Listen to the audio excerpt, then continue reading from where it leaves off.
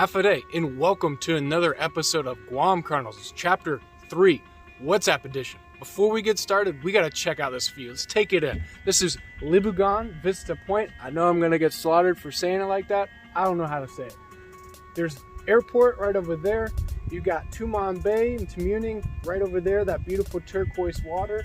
And then we're just east of Naval Hospital Guam, as well as kind of east of the governor's mansion. But once again, you can see just sprawling turquoise waters. It's amazing up here. So if you're in Guam, you haven't been up here, check out Libugan Vista Point. Now, WhatsApp, it's the largest messaging app in the world. It's paramount here on Guam. So military members have it. They have groups that they're associated to, so all of their group members could respond to one another. I use it for business purposes. I have business meetings on it every Monday, Wednesday, and Friday.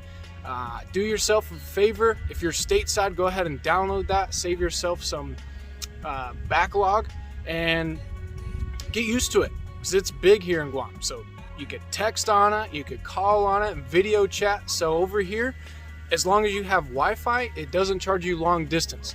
So you could talk to your family members that are on the East Coast, the West Coast, or anywhere in the United States and anywhere in the world.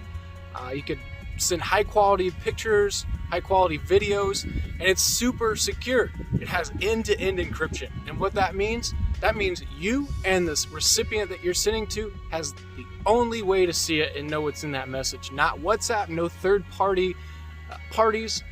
So if you have any questions, or if you want to see this view again, which you can, here you go,